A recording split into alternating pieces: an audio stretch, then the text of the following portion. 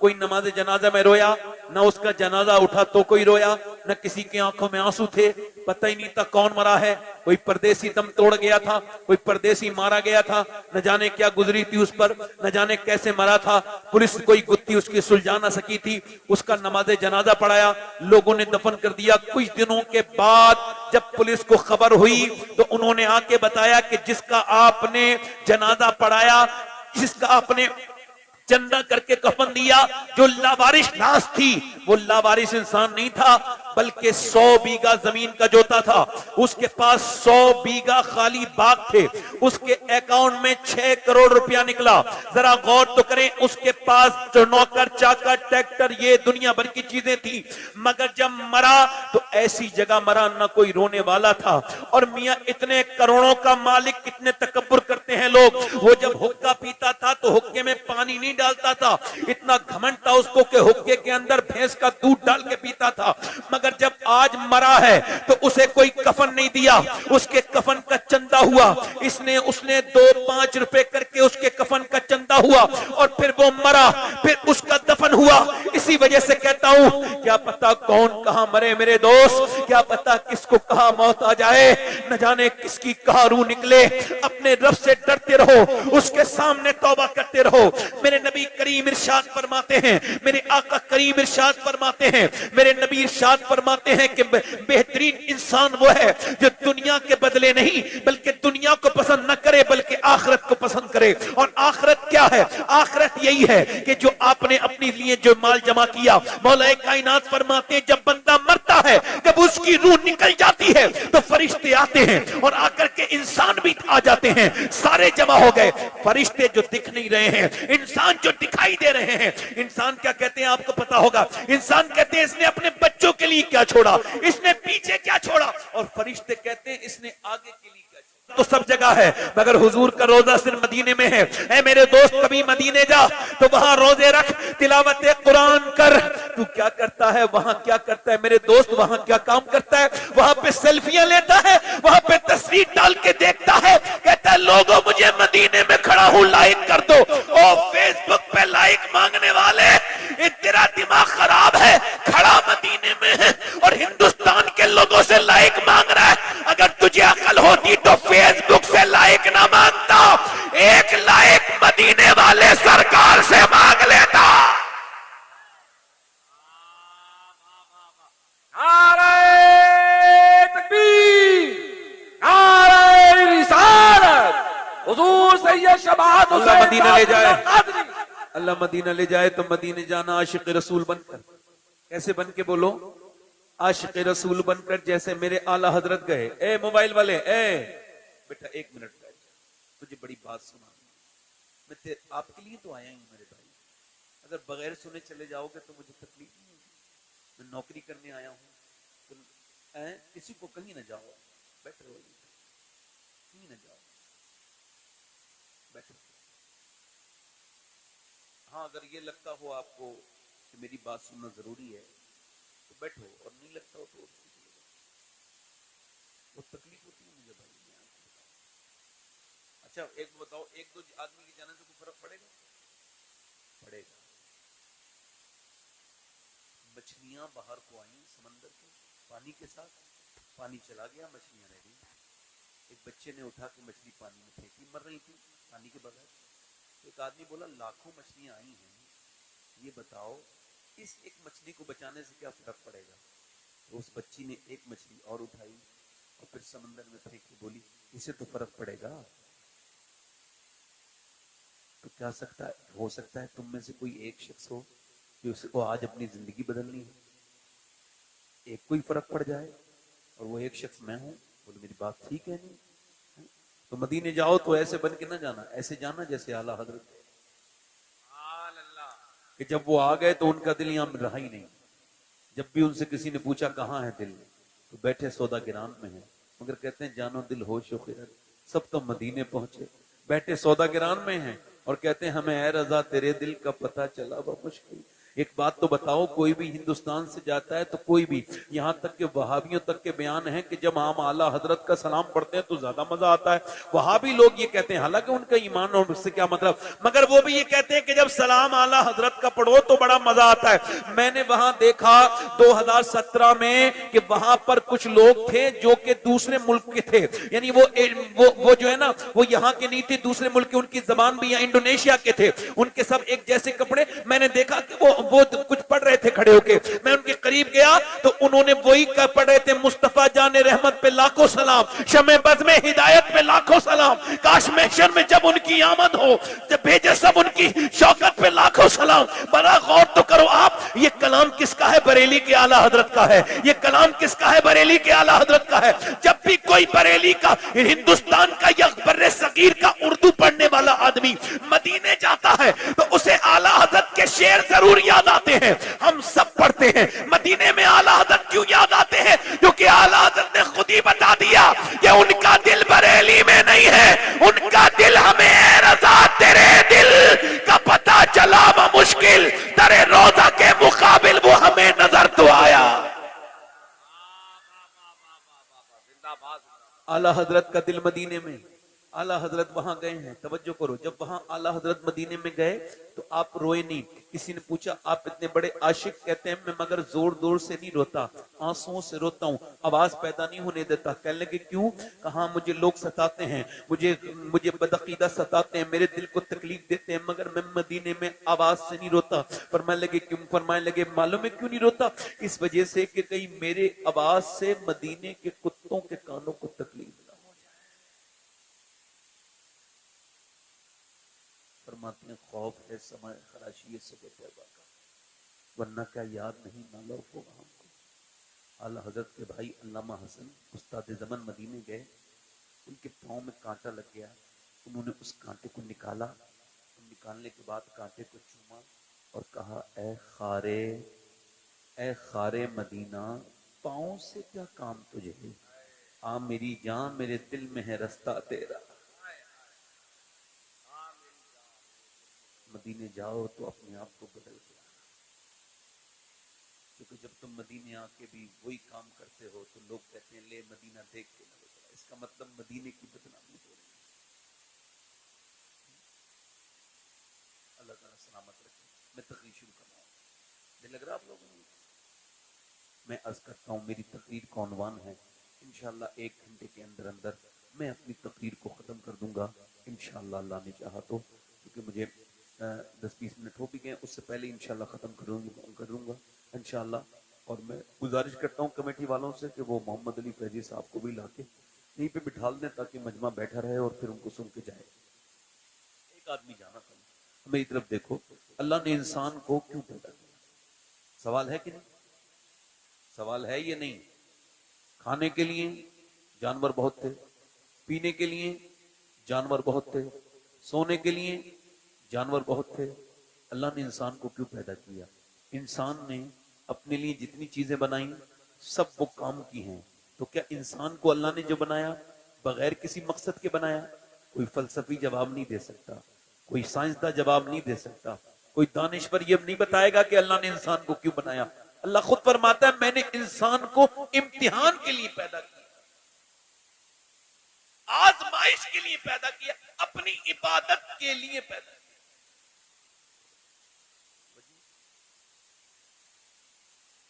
कुछ लोगों ने ये समझा ही नहीं। इमाम मालिक कहते हैं इंसान 2 बार पैदा होता है, एक बार अपनी माँ के पेट से पैदा होता है, एक दिन तब पैदा होता है जब वो ये जान ले कि अल्लाह ने उसको क्यों पैदा किया।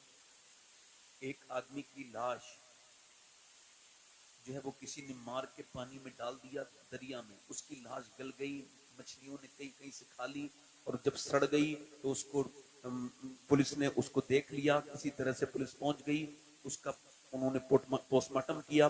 पोस्टमार्टम करने के बाद इमाम मस्जिद के दरवाजे पे रख गए, कहने लगे इसको दफना देना, मुसलमान की लाश है, क्योंकि उसकी मुसलमान वाली निशानी अभी मिटी नहीं थी। कहने लगे ठीक है। इमाम ने कहा मैं इसको गुस्ल दे सकता हूँ मगर मेरे पास इसके लिए पैसे नहीं है कि मैं इसके लिए तख्ते खरीदूं और मैं इसके लिए इसकी कब्र बनाऊं। उन्होंने कहा ठीक है मेरे पास पैसे नहीं है। अब मस्जिद में चंदा हुआ, कोई भी आदमी, एक मुसलमान है, एक इंसान है, वो उसकी लाश लावारिस है, जो भी जो मदद करना चाहता है दे। किसी ने 2 रुपए, किसी ने 5 रुपए। 1.5 घंटा चंदा हुआ तो उसके तख्तों के पैसे जमा हुए। 1.5 घंटा चंदा हुआ तो या रसूलल्लाह वो क्या अफसोस है? इरशाद फरमाया मेरे आका ने, उनको ये अफसोस होगा कि काश, वो उनको ये अफसोस होगा कि काश मेरे मालिक तूने हमको जन्नत दी, मगर काश जो वक्त हमने खराब किया उसमें भी तुझको याद कर लिया, उसमें भी तुझे। मैं आपको सिर्फ ये समझाने आया हूं कि सिर्फ बच्चे पालने की बात तो गैर मुस्लिम भी पालते हैं। बच्चे पालना बड़ी बात नहीं, दौलत कमा कमा के मर जाने वालों से भी पूछता हूँ। अल्लाह फरमाता है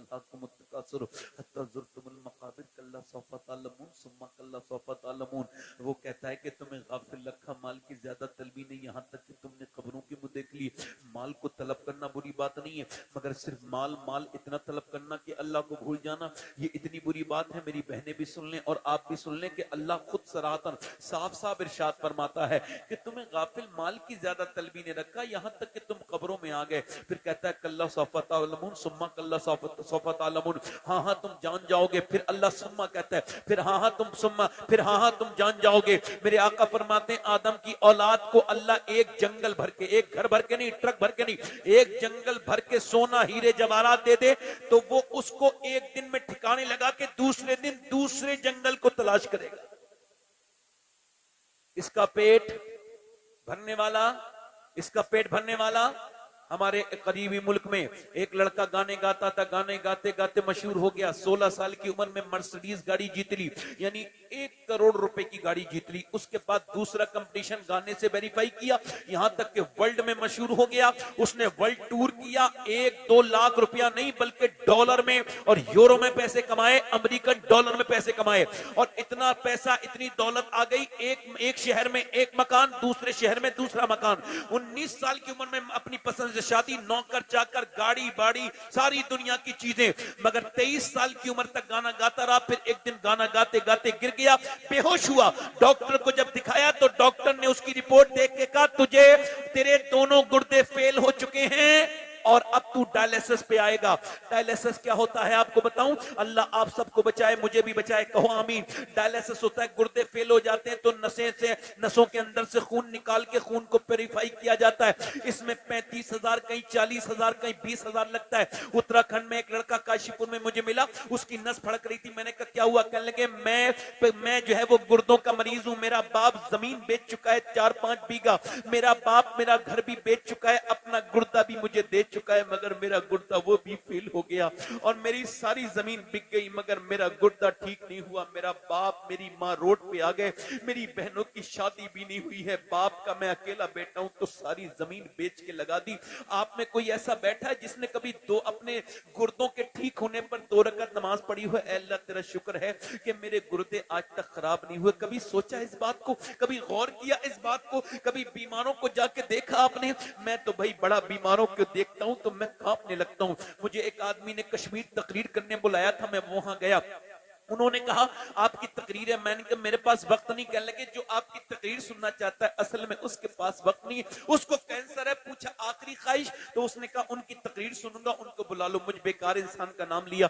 मैं पहुंचा वहां पर, उसका नाम मोहम्मद सलीम था, अब तो इंतकाल हो गया। कमरे में बैठ के मैंने पूछा क्या हाल है सलीम भाई? कहने लगे अल्लाह का शुक्र है। मैंने कहा मैंने सुना है आपको कैंसर है? कहने लगे सुना हुआ कैंसर नहीं है सैयद साहब, मुझे लिखा पड़ा कैंसर है बंबई के टाटा अस्पताल से, मगर इसी वजह से शुक्र अदा करता हूं कि 2 महीने पहले डॉक्टरों ने मुझे बता दिया। मैंने कहा क्या मतलब? कहने लगे कुछ लोगों को अचानक मौत नहीं आ जाती, किसी को दिल का स्ट्रोक पड़ के मर जाता है, कोई दिल का दौरा पड़ के मर जाता है, किसी का एक्सीडेंट में, मगर मेरे अल्लाह का करम है मुझे 2 महीने पहले पता चल गया।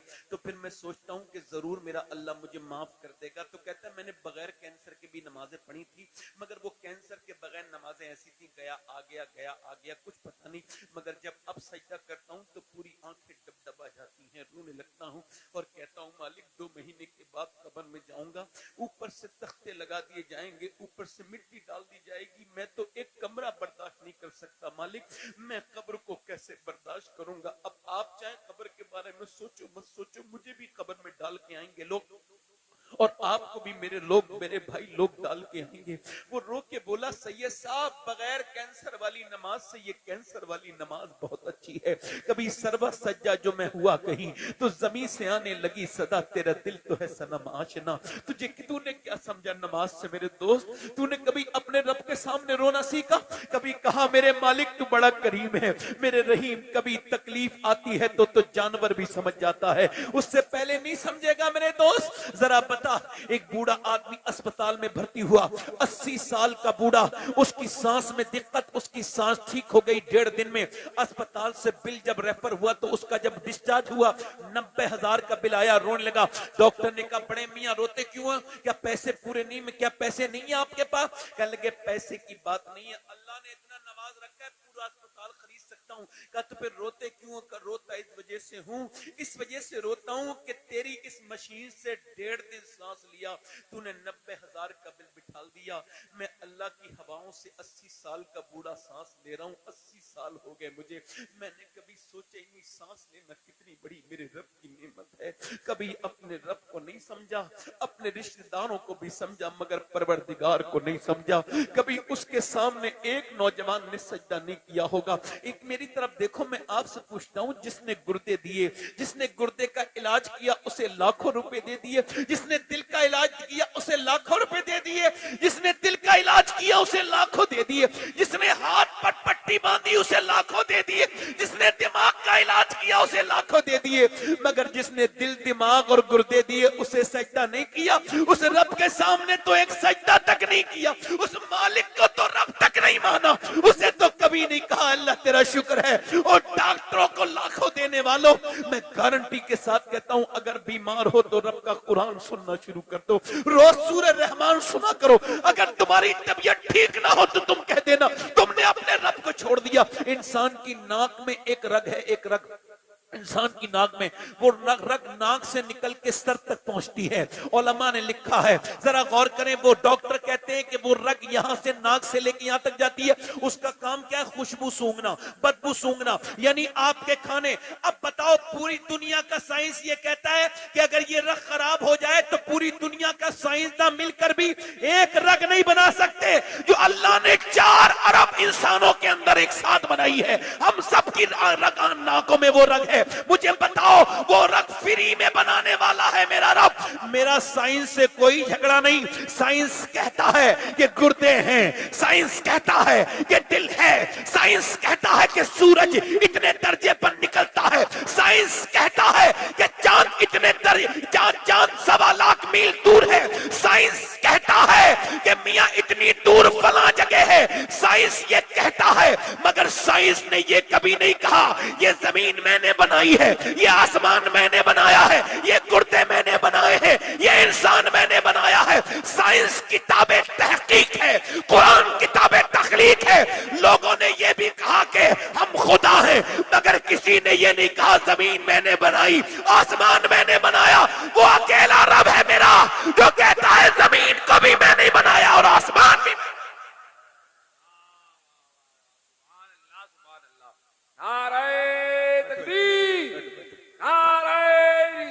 थोड़ी देर सुनोगे, थोड़ी देर सुनोगे और दिल लग रहा है? दिल लगा के बोलो, दिल लग रहा है। यानी वो कौन है? बोलो, वो कौन है? वो हमारा रब है।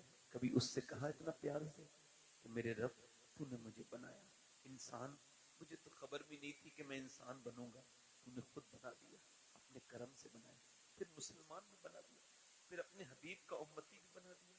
अल्लाह तेरा कैसे? मगर उसको कभी नहीं कहा। वो लड़का जो था ना गाना गाने वाला, उसका लोगों ने टेलीफोन उठाने बंद कर दिए, उसका घर बिक गए, सब बिक गया।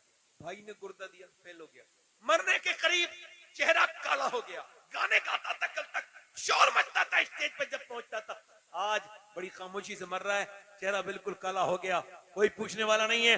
बीवी ने देखा रो रहा है, क्यों रोता है? कहने लगा तुम बेवा होने वाली हो, बच्चे, मेरा एक बच्चा उसका माजूर था, 2 बच्चे ठीक थे, कहने लगे मेरे बच्चे यतीम हो जाएंगे।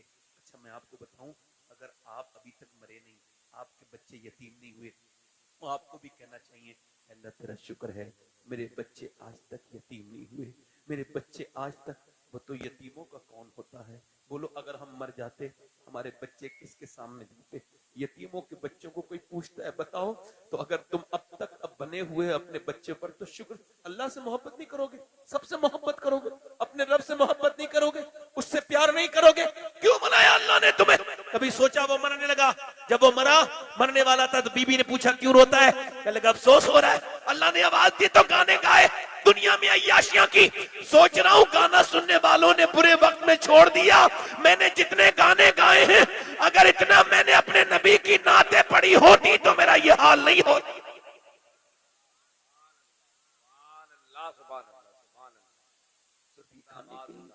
गाने के लिए क्यों अल्लाह ने तुमको पैदा किया? क्यों पैदा किया? 6-6 घंटे मोबाइल देखने वालों, अपने क्या समझते हो अल्लाह तुमको देख नहीं रहा है?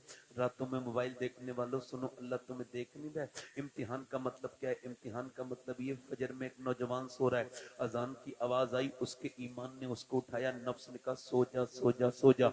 इम्तिहान बता रहा हूँ, नफ्स ने कहा सो जा, मगर दिल कह रहा नहीं नहीं। नफ्स ने कहा सो जा, ईमान कह रहा है चल नमाज को चल, एक बार फजर कजा हो गई तो फिर नहीं मिलेगी, अपने रब के सामने सजदा कर ले। दिल कह रहा है, ईमान, उसका नफ्स कह रहा है नहीं नहीं उठना नहीं, अगर उठा तो सर्दी में लग जाएगी, बाहर ठंडा पानी है। मगर ईमान कह रहा है उठ उठ उठ उठ उठ, अजान की आवाज आ गई, तेरे रब का हुक्म आ गया उठ। अचानक उसने बिस्तर फेंक दिया नफ्स पर, उसने गलबा पाया, फिर गया मस्जिद में और जाके ठंडे पानी में ठठ रहा था वो वुजू किया, नाक अपनी लगा दी। कहां लगा दी? अपनी नाक लगा दी उसने जो है वो मस्जिद में। जैसे ही उसने नाक रगड़ी है वैसे ही फरिश्तों ने कहा ये आज बंदा अल्लाह का कामयाब हो गया। अब वही लड़का बाहर आया, घर से बाहर को निकल रहा था, काम पे जा रहा था, देखा कि लड़की है बड़ी बेहुदा कपड़े पहने हुए है, उसके जिस्म पे टाइट लिबास फिटिंग का है, और जब वो फिटिंग का लिबास पहन के निकली तो उसने देखा, वो सामने लड़की को देखा और देखते ही इसने एक नजर पड़ी थी, नजर झुका ली। एक नजर माफ है, उसमें कोई गुनाह नहीं, मगर दूसरी नजर खराब है। अब दूसरी नजर से ही मामला बिगड़ता है, पहली नजर से कुछ नहीं होता। उलमा लिखते हैं अब इसने देखा, इसका नफ्स कह रहा है, भौंक रहा है, कुत्ता है ना नफ्स मेरा। अल्लाह फरमाता है, हदीस कुदसी है, अल्लाह फरमाता है मैंने इंसान को पैदा किया तो उसके साथ उसके नफ्स को, अपने दुश्मन को पैदा किया। ये नफ्स मेरा भी दुश्मन, आपका भी दुश्मन, अल्लाह का भी दुश्मन। अब ये कह रहा है देख ले, उसका ईमान कह रहा है नहीं देखूंगा, ये आंखें मेरी आंखों पे जरूर लगी हुई हैं मगर है अल्लाह की दी हुई आंखें। और कयामत के दिन अगर इन आंखों ने ये कह दिया मालिक इसने तो गंदी तरीके से लड़कियों को देखा था,